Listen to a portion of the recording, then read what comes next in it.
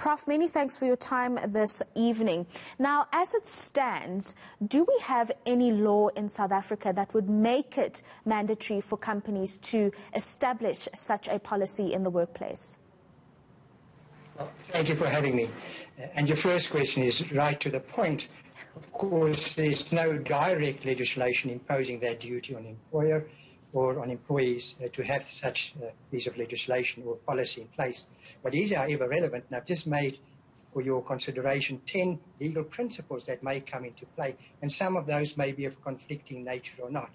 And let me just briefly touch on that, given our limited time. Well, the first is, of course, the occupational health and safety legislation in South Africa, and that imposes a duty on employers to provide its employees with a safe working environment. What is interesting about that, it also places a duty to provide such safe working environment for subcontractors. In other words, not its own employees, that will work sometimes shoulder to shoulder to its own employees. So there's health and safety legislation. Second question, if there's an instruction or a policy to that effect, what is the test always is the reasonable and a lawful instruction, and then comes into play some of the other factors. Another duty, of course, on employees, not to willfully endanger the safety of fellow employees, which in terms of Schedule 8 of the Act may result into a dismissal of an employee.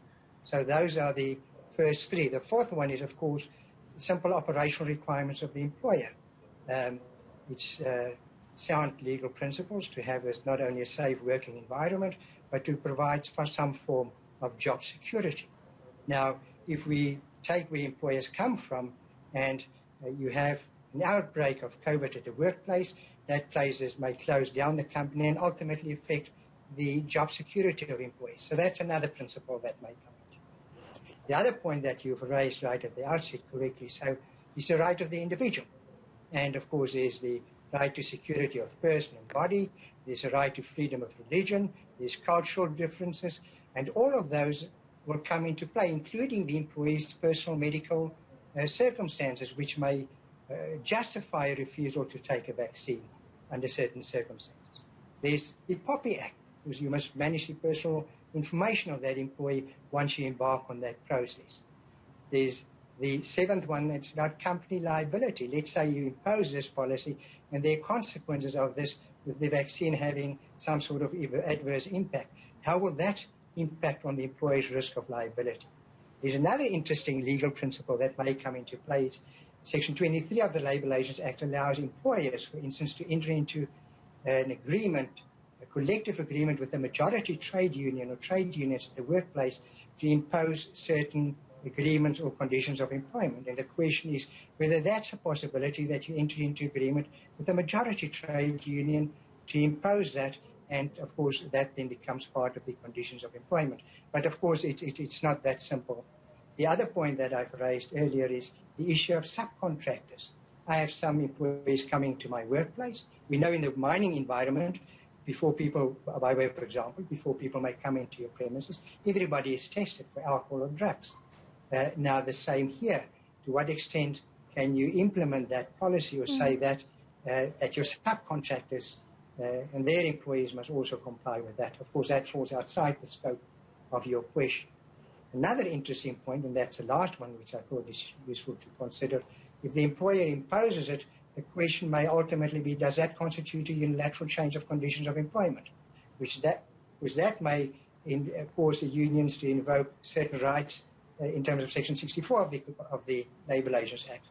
So ultimately, difficult question, conflicting principles. Ideally, if you want to impose, you will consult, you try and get the buy-in.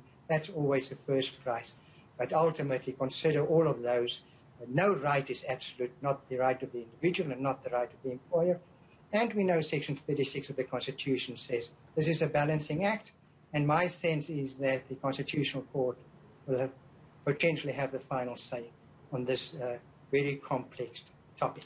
Very complex indeed, Prof. And I just want to say, well, while we go through all these contradictory points that are at play here when it comes to taking the vaccine in the workplace, ultimately, at the moment, it's the prerogative of the employer to decide whether it is they would like to create such a policy.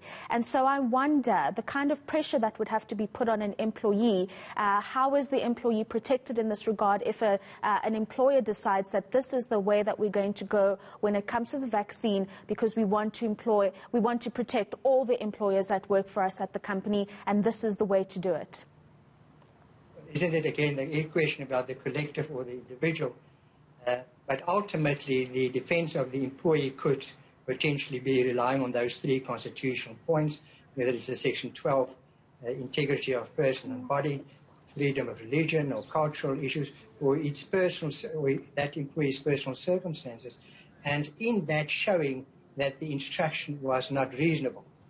But of course, in showing that, other role players' rights will come into play. But those would be the typical sort of rights that employees may endeavour to exercise, and including the right to say that this is a unilateral change of my conditions of employment. You may not invoke that unilaterally on me.